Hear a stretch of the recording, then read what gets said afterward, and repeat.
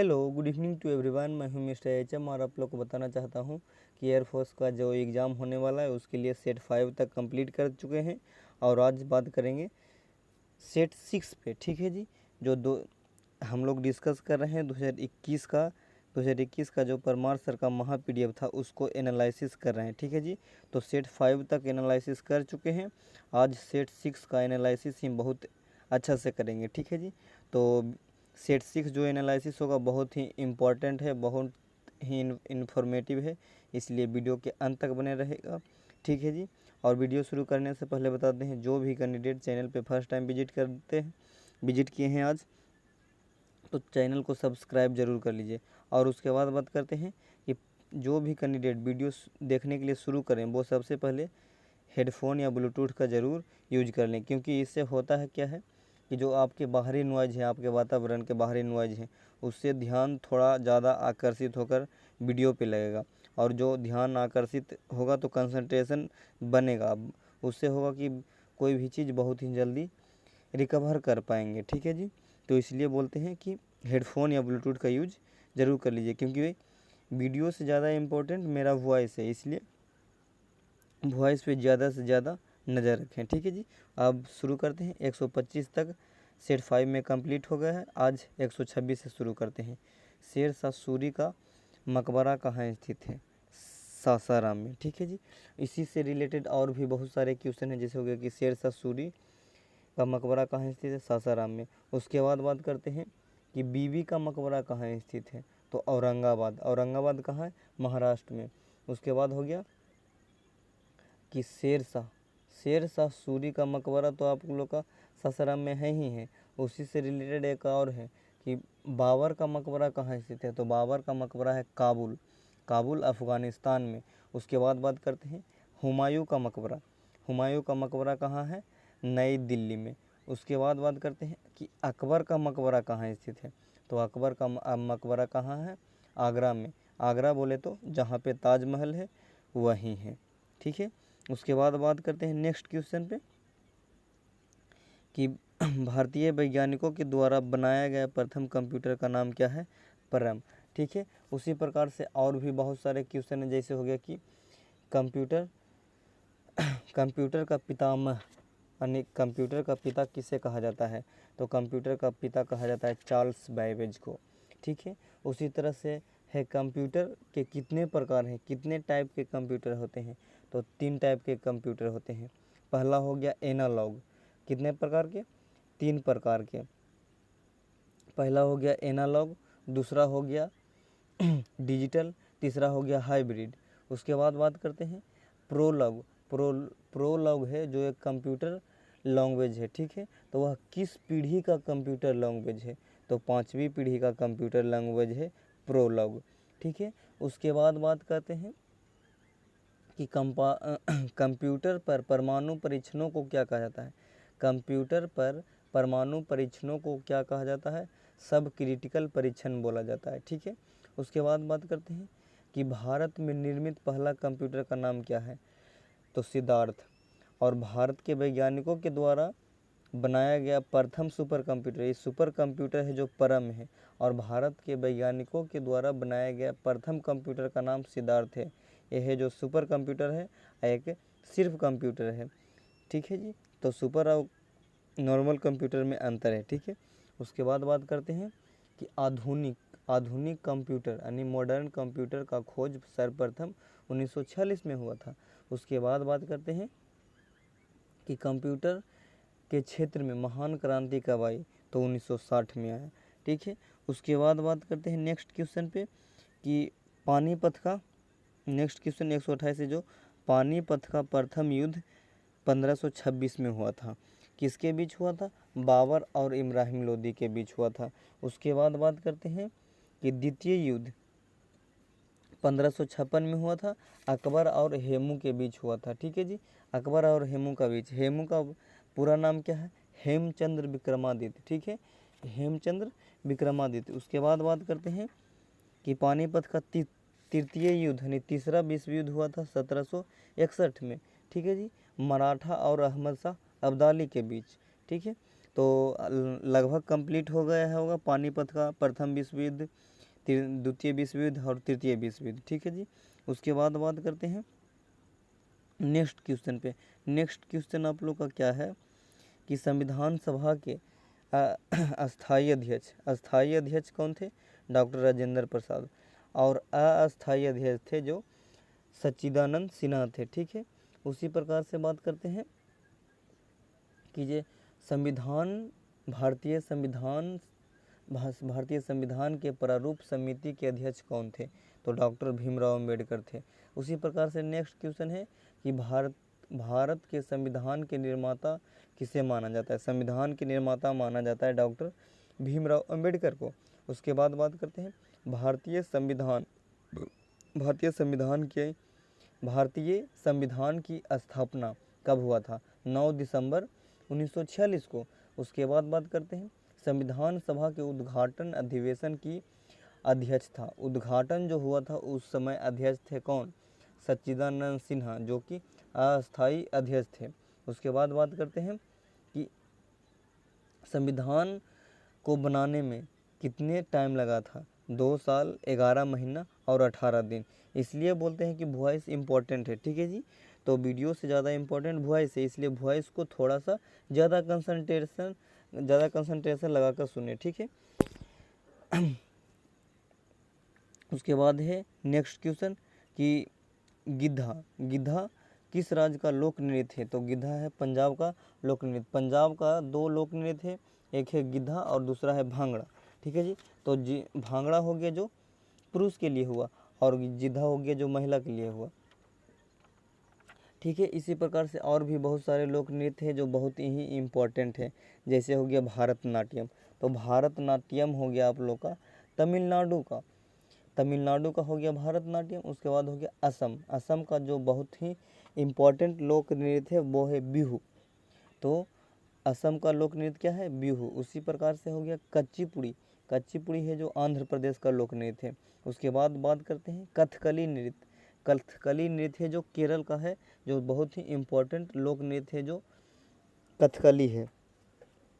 उसके बाद बात करते हैं नेक्स्ट क्वेश्चन पे। नेक्स्ट क्वेश्चन आप लोग का क्या है कि राजस्थान के सिर्फ 3 ही लोक नृत्य है जो बहुत ही इम्पोर्टेंट है। पहला है घूमर, दूसरा है सुईसिनी, तीसरा है कठपुतली, जो कि राजस्थान का बहुत ही फेमस लोक नृत्य है। उसके बाद बात करते हैं गुजरात का लोक नृत्य है जो 2 है जो बहुत ही इम्पोर्टेंट है। पहला हो गया गरबा, दूसरा हो गया दांडिया। तो गुजरात का याद रखना है गरबा और दूसरा हो गया दांडिया। ठीक है जी। उसके बाद बात करते हैं जम्मू कश्मीर का जो लोक नृत्य है वो क्या है? राउफ है। उसके बाद बात करते हैं कि उत्तर प्रदेश का लोक नृत्य कौन सा है?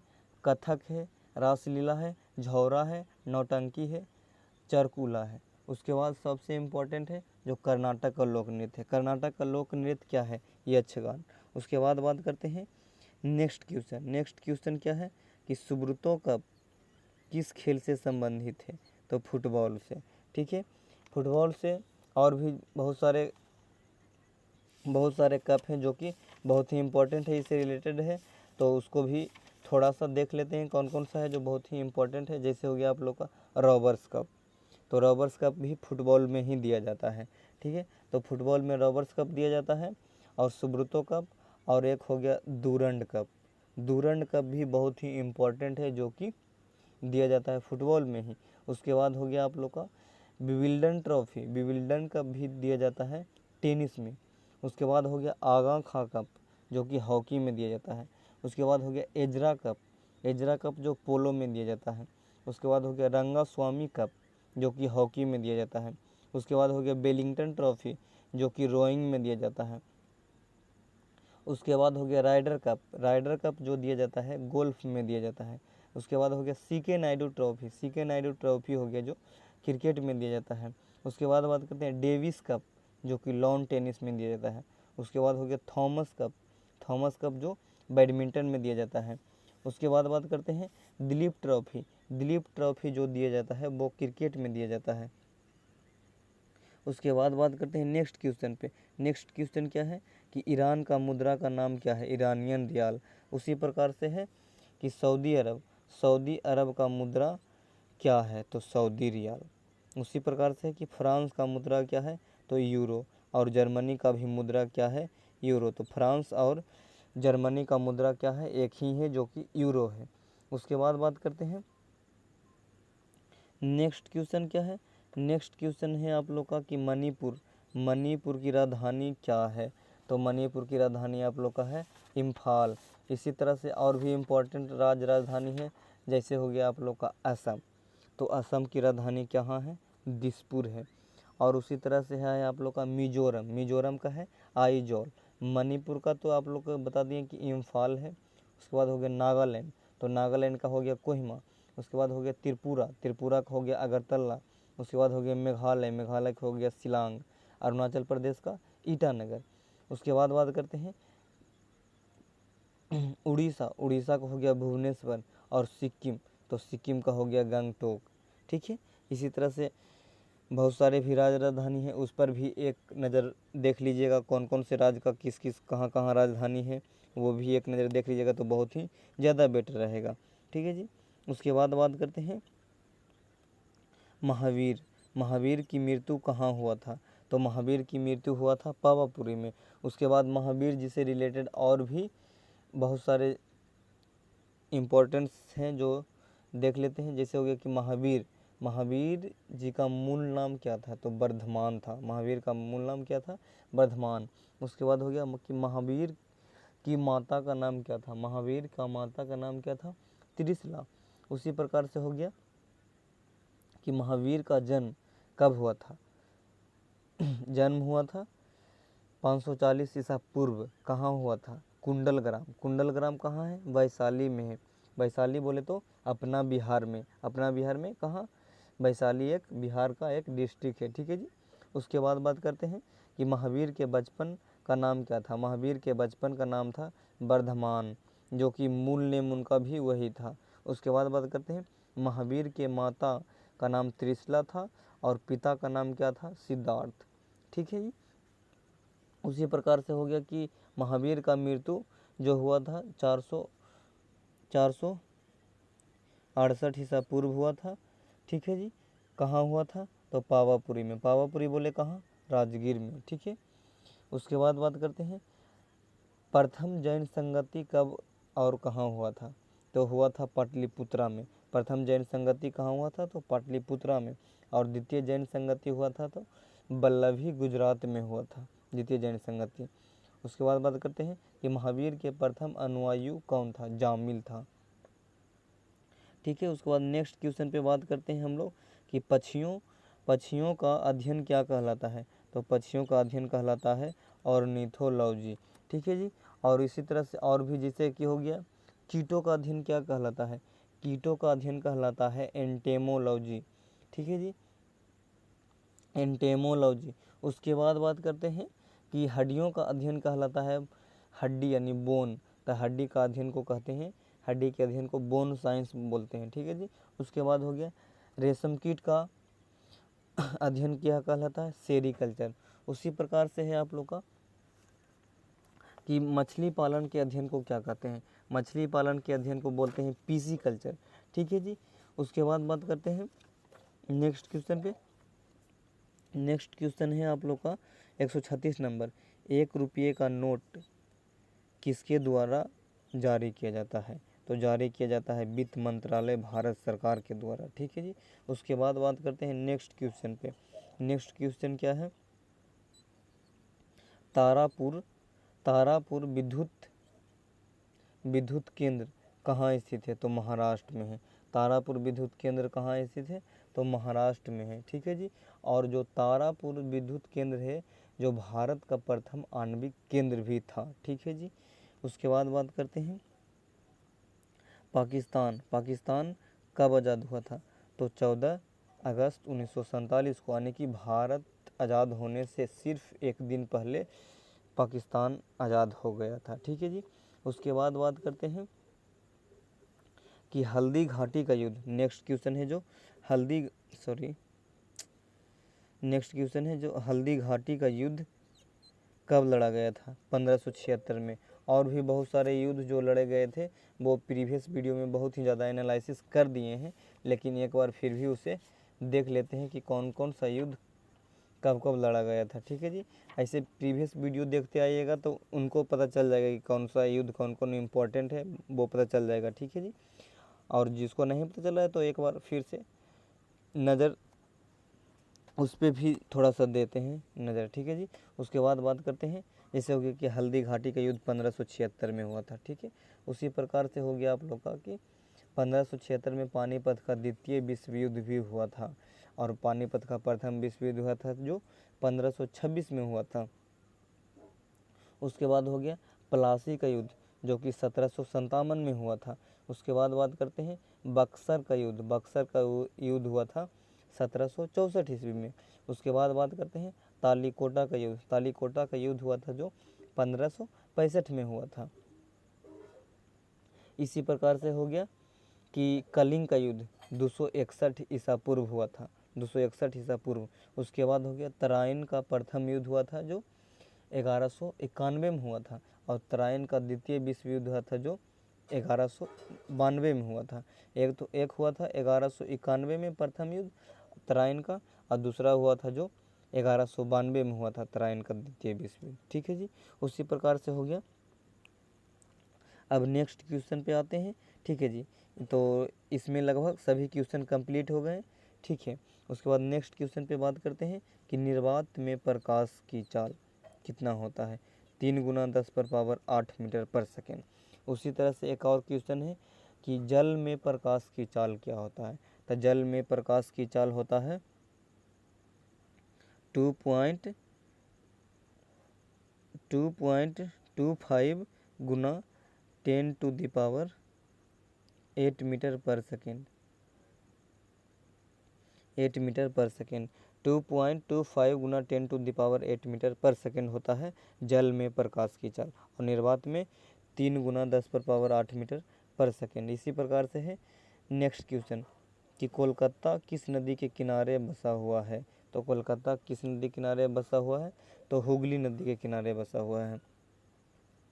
और इससे बहुत सारे जो क्वेश्चन थे वो प्रीवियस वीडियो में कंप्लीट कर दिए हैं, लेकिन आप अभी भी थोड़ा सा देख लेते हैं कि कौन कौन से इम्पोर्टेंट है, क्योंकि अभी बहुत ही आगे निकल चुके हैं, इसलिए इसे एक बार देख लेते हैं। जैसे हो गया कि आप लोग का गंगा नदी के तट पर 3 नदी बसा हुआ है। 3 नदी बसा हुआ है, गंगा नदी के तट पे 3 शहर बसा हुआ है। पहला है, ठीक है, पहला हो गया आप लोग का वाराणसी, दूसरा हो गया कानपुर, तीसरा हो गया आप लोग का पटना। ठीक है जी, उसके बाद बात करते हैं कि कोलकाता तो हुगली नदी के, उसके बाद एक बहुत ही इम्पोर्टेंट है जो कि हैदराबाद है। हैदराबाद जो मूसी नदी के किनारे बसा हुआ है। ठीक है, उसके बाद हो गया श्रीनगर। श्रीनगर है जो झेलम नदी के किनारे बसा हुआ है। उसके बाद है सूरत। सूरत जो तापी नदी के किनारे बसा हुआ है। ठीक है, उसके बाद बात करते हैं उज्जैन। उज्जैन है जो क्षिप्रा नदी के किनारे बसा हुआ है। इसी तरह से है वाराणसी। वाराणसी जो कि गंगा नदी के किनारे बसा हुआ है। ठीक है, जो अभी आप लोग को बता दिए कि वाराणसी है एक, दूसरा है कानपुर, तीसरा है पटना। ठीक है, इसी तरह से बात करते हैं नेक्स्ट क्वेश्चन कि तुंगभद्रा। तुंगभद्रा है जो हम्पी नदी के किनारे बसा हुआ है। ठीक है, उसके बाद बात करते हैं अयोध्या। अयोध्या है जो सरयू नदी के किनारे बसा हुआ है, और नासिक है जो गोदावरी नदी के किनारे बसा हुआ है। ठीक है जी, तो अब बात करते हैं नेक्स्ट क्वेश्चन पे। इससे अब हमको लगता है कि नदी का जितना भी जो शहर है जो बसा हुआ है किनारे पे, वो सारे क्वेश्चन ही कंप्लीट हो चुका होगा। ठीक है जी, अब बात करते हैं नेक्स्ट क्वेश्चन पे। नेक्स्ट क्वेश्चन आप लोग का क्या है कि इंदिरा गांधी का समाधि स्थल का नाम क्या है? तो शक्ति स्थल है। ठीक है जी, शक्ति स्थल है जो इंदिरा गांधी का समाधि स्थल के नाम है। ठीक है, उसी प्रकार से और भी जैसे समाधि स्थल हैं उन पर भी थोड़ा सा फोकस मार लेते हैं। ठीक है जी, जैसे हो गया आप लोग का कि शक्ति स्थल है इंदिरा गांधी का, उसी प्रकार से और भी बहुत सारे हैं। जैसे हो गया शांति वन। तो शांति वन हो गया जवाहरलाल नेहरू जी का जो समाधि स्थल है शांति वन। उसके बाद हो गया महाप्रयाण घाट। महाप्रयाण घाट है जो डॉक्टर राजेंद्र प्रसाद जी का है। उसके बाद बात करते हैं समता स्थल। समता स्थल है जो जगजीवन राम जी का समाधि स्थल है। उसके बाद है एकता स्थल। एकता स्थल है जो कि ज्ञानी जैल सिंह का समाधि स्थल है। ठीक है जी। इसी प्रकार से किसान घाट।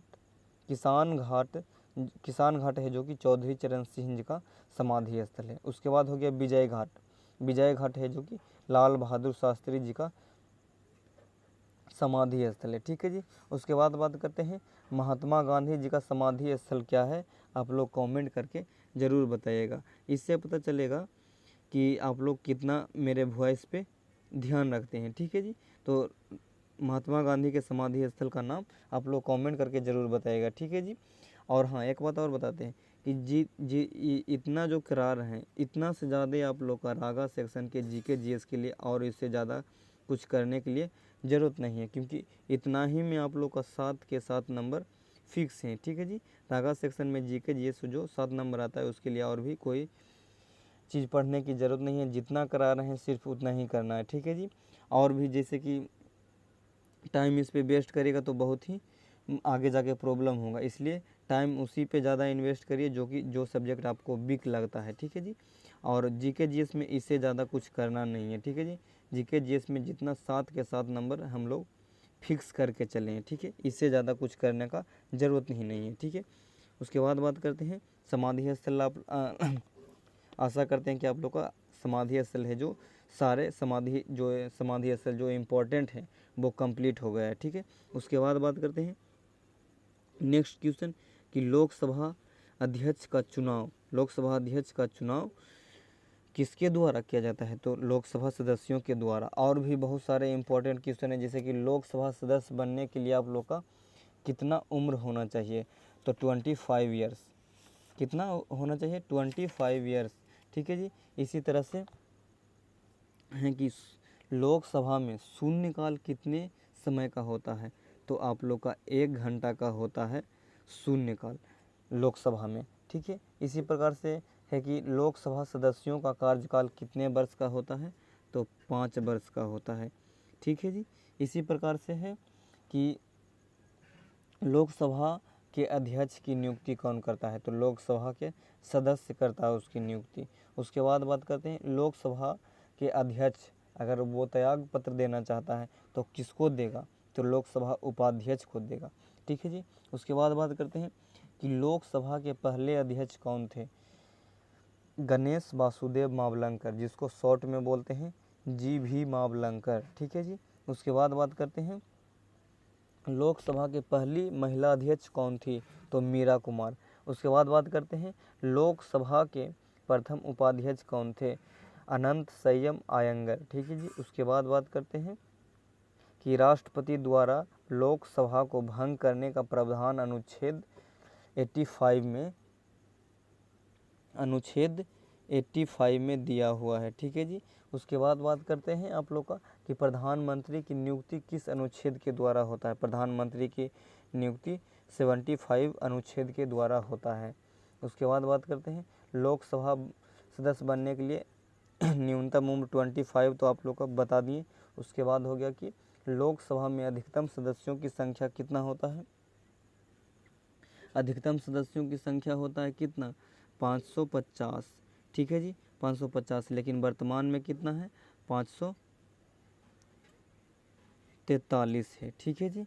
उसके बाद बात करते हैं नेक्स्ट क्वेश्चन पे, नेक्स्ट कितना, 144 पे 144 है क्या, लोदी वंश का अंतिम शासक कौन था, तो इब्राहिम लोदी।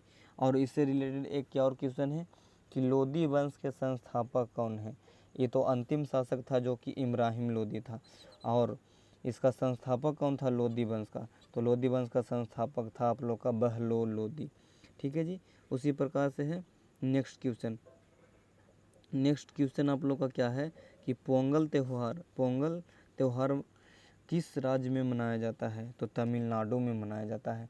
उसी प्रकार से और भी बहुत सारे क्वेश्चन है त्यौहार का, बहुत ही इम्पोर्टेंट है, जो कि प्रीवियस वीडियो में उसे अच्छा से एनालिसिस कर दिए। ठीक है जी। लेकिन वो बहुत ही दूर हो गए हैं, इसलिए एक नज़र और भी इस पर भी देते हैं, ठीक है जी। जैसे हो गया आप लोग का नौका दौड़। नौका दौड़ भी एक त्यौहार का नाम है जो कि कहाँ मनाया जाता है, केरल में, केरल में मनाया जाता है। उसके बाद बात करते हैं कि डांडिया। डांडिया तो आप लोग का गुजरात में है, उसका लोक नृत्य भी इसी नाम पे है। उसके बाद बात करते हैं कि हॉर्नबिल। हॉर्नबिल त्यौहार है जो कि नागालैंड में मनाया जाता है। उसके बाद बात करते हैं कुंभ मेला। कुंभ मेला भी एक त्यौहार ही है जो कि कहाँ कहाँ मनाया जाता है। एक मनाया जाता है इलाहाबाद में और हरिद्वार में, नासिक में, उज्जैन में, 4 जगह मनाया जाता है। 4 जगह पे, जैसे हो गया इलाहाबाद, हरिद्वार, नासिक और उज्जैन, ठीक है जी। उसके बाद हो गया जल्लीकट्टू। जल्लीकट्टू भी एक त्यौहार का नाम है जो कि कहाँ मनाया जाता है, तमिलनाडु में ही मनाया जाता है, ठीक है। उसके बाद बात करते हैं नवरोज किस धर्म से संबंधित है, तो नवरोज जो कि पारसी धर्म से संबंधित है। उसके बाद है थाई पुसम। थाई पुसम त्यौहार किस समुदाय से संबंधित है, तो वो है तमिल से। उसके बाद बात करते हैं लोसांग। लोसांग उत्सव है जो कि कहाँ का त्यौहार है, सिक्किम का है, जिसकी राजधानी कहाँ है, गंगटोक। उसके बाद बात करते हैं बिशु। बिशु पर्व है जो कि केरल में मनाया जाता है, ठीक है जी। उसके बाद बात करते हैं सरहुल। सरहुल पर्व जो मनाया जाता है झारखंड में मनाया जाता है। झारखंड में आप लोग का सरहुल मनाया जाता है। उसके बाद बिहू। बिहू जो कि असम का लोक नृत्य है, उसी नाम पे एक त्यौहार है जो कि असम का ही त्यौहार है, ठीक है जी, बिहू नाम से। बिहू त्यौहार जो कि असम में भी मनाया जाता है। उसके बाद बात करते हैं नुआखाई त्यौहार जो कि उड़ीसा में मनाया जाता है, ठीक है जी। उसके बाद बात करते हैं नेक्स्ट क्वेश्चन पे क्या है। नेक्स्ट क्वेश्चन क्या है आप लोग का, नेक्स्ट क्वेश्चन है कि 146 नंबर, मेजर ध्यानचंद ट्रॉफी किस खेल से संबंधित है, तो हॉकी से संबंधित है। और भी बहुत सारे खेल से संबंधित ट्रॉफी है जो कि एक बार उस पर भी नज़र देते हैं, जो कि अभी कुछ देर पहले दे दिए हैं कि कौन से खेल के लिए कौन सा ट्रॉफी इम्पोर्टेंट है, ठीक है जी। जैसे सुब्रतो कप, वो भी फुटबॉल से रिलेटेड था, ठीक है। उसके बाद बात करते हैं, उसके बाद बात करते हैं जैसे हो गया नेक्स्ट क्वेश्चन। नेक्स्ट क्वेश्चन क्या है कि बेसबॉल। बेसबॉल है जो आप लोग का, बेसबॉल के एक टीम में खिलाड़ियों की संख्या कितना होता है, तो 9 होता है। इसी तरह से और भी क्वेश्चन है, जैसे हो गया क्रिकेट। क्रिकेट और हॉकी, क्रिकेट प्लस हॉकी में कितने होते हैं, तो 11, ठीक है जी। उसी प्रकार से हो गया आप लोग का रग्बी फुटबॉल। रग्बी फुटबॉल में आप लोग का होता है 15, ठीक है। उसके बाद बेसबॉल में तो 9 बता दिए हैं, खो खो में भी 9 ही होता है। उसके बाद बात करते हैं नेटबॉल या वाटर पोलो। नेटबॉल और वाटर पोलो में 7 होता है। उसके बाद बात करते हैं वॉलीबॉल। वॉलीबॉल में कितना होता है, 6।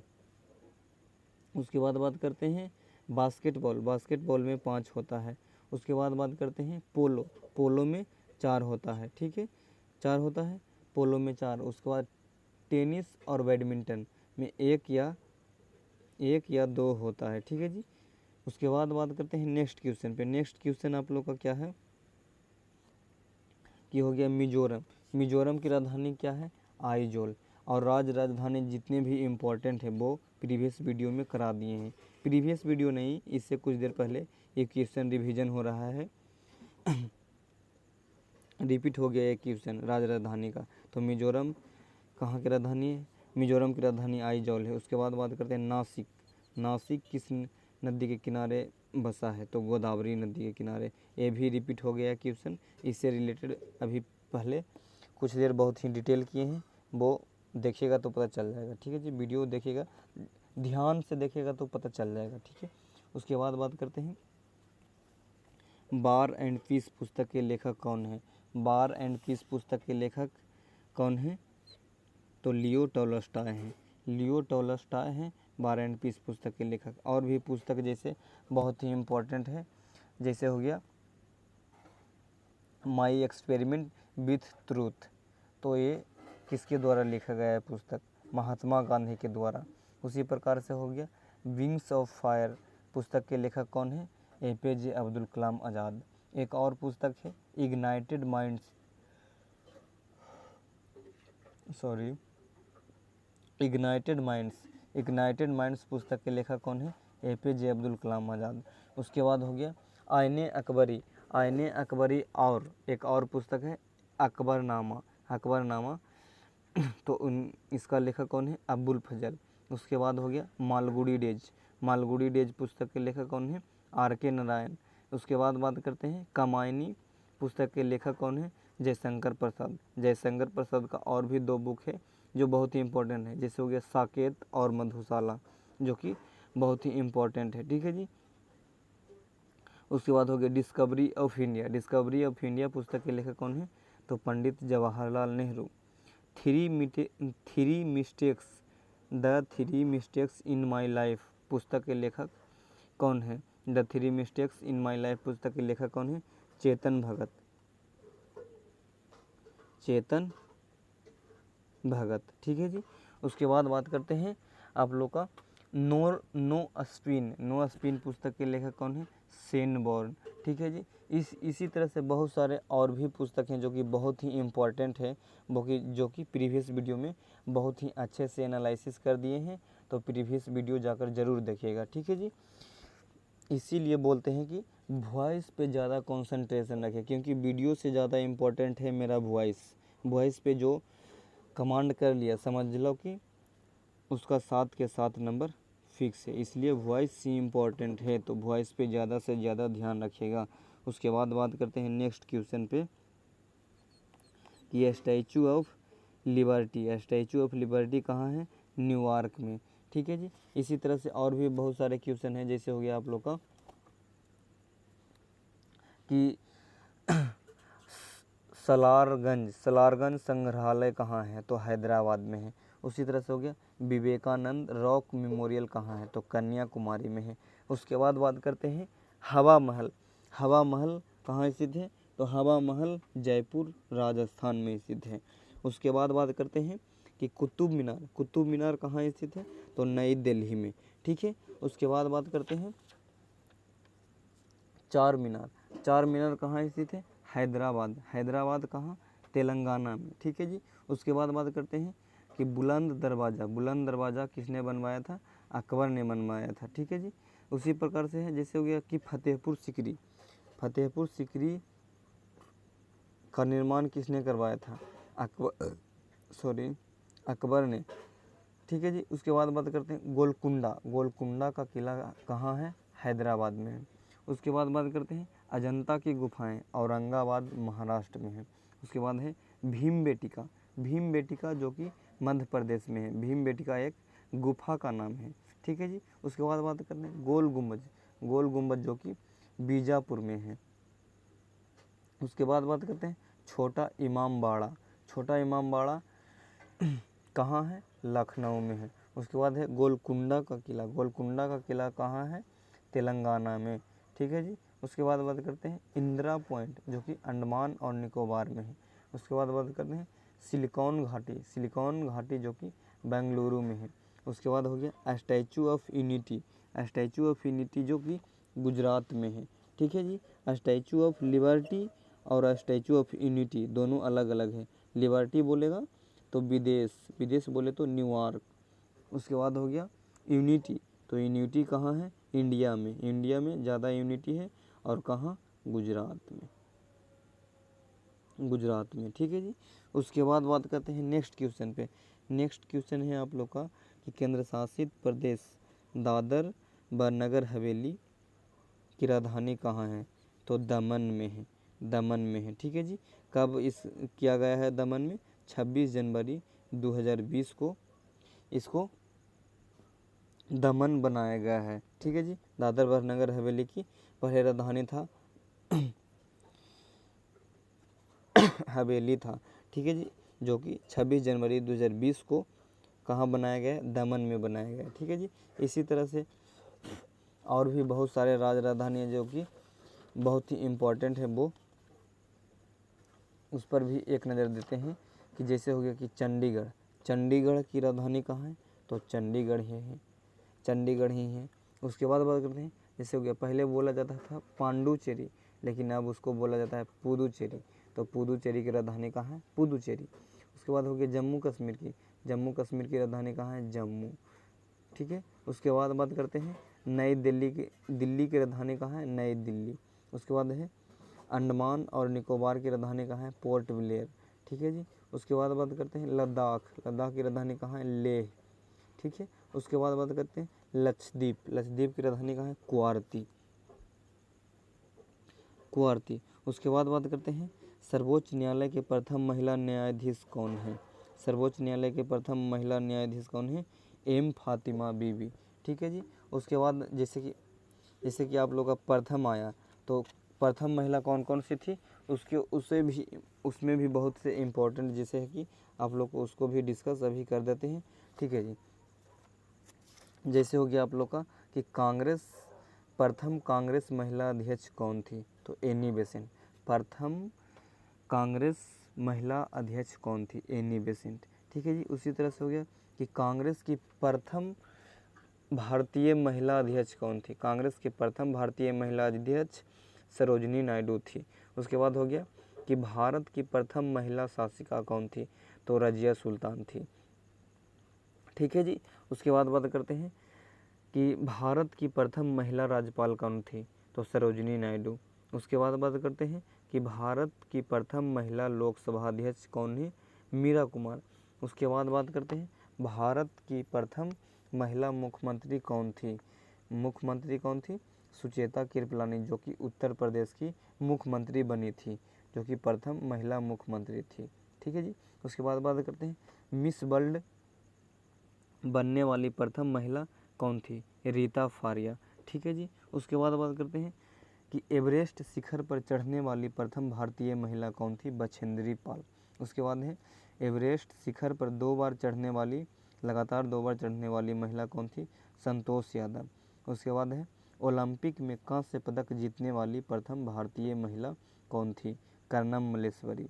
उसके बाद बात करते हैं भारत रत्न से सम्मानित प्रथम महिला कौन थी, इंदिरा गांधी। उसके बाद बात करते हैं यह जो कि भारत रत्न किसे मिला है सबसे पहले, तो इंदिरा गांधी को, और नोबेल पुरस्कार सबसे पहले किसे मिला है, तो मदर टेरेसा को। यहाँ पे कन्फ्यूजन बन सकता है, इसलिए क्लियर कर देते हैं भारत रत्न, तो भारत रत्न मिला है प्रथम महिला प्रधानमंत्री इंदिरा गांधी को, और नोबेल पुरस्कार मिला है मदर टेरेसा को, ठीक है।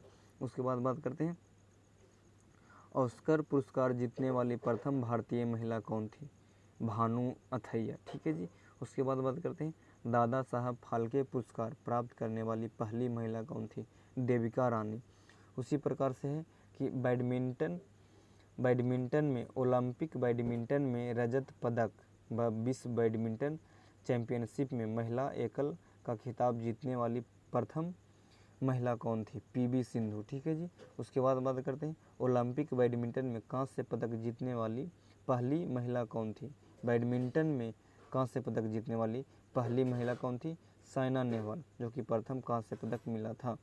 उसके बाद बात करते हैं कि प्रथम कांस्य पदक जीतने वाली मुक्केबाजी प्रथम महिला कौन थी, मुक्केबाजी में जीतने वाली प्रथम महिला मैरी कॉम थी। उसके बाद एक है मुक्केबाजी में तो हो गया मैरी कॉम। उसके बाद हो गया कुश्ती में सबसे पहले मिला है कांस्य पदक साक्षी मलिक को, ठीक है।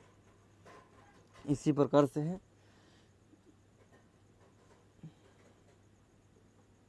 नेक्स्ट क्वेश्चन है क्या, सिखों के 10वें एवं अंतिम गुरु कौन थे, गुरु गोविंद सिंह, ठीक है जी। उसके बाद बात करते हैं इंडिका पुस्तक के लेखक कौन है, मेगास्थनी, ठीक है जी। और एक पुस्तक का नाम बताते हैं जो कि डिस्क्रिप्शन में आप लोग का आंसर देना है, ठीक है जी। जैसे हो गया अष्टध्यायी के जो लेखक कौन है, आप लोग को कमेंट करके बताना है, ठीक है जी। आज इतना ही तक रखते हैं, ठीक है। तो चलिए अब वीडियो को ख़त्म कर देते हैं, मिलिएगा नेक्स्ट वीडियो में। तो और हाँ, अंतिम में लास्ट में यही बोलना चाहेंगे कि बताऊंगा नहीं, बनकर दिखाऊंगा, तो ठीक है। तो आज इतना ही तक और मिलते हैं नेक्स्ट वीडियो में। तो आज के लिए ये इतना ही, तो चलिए बाय।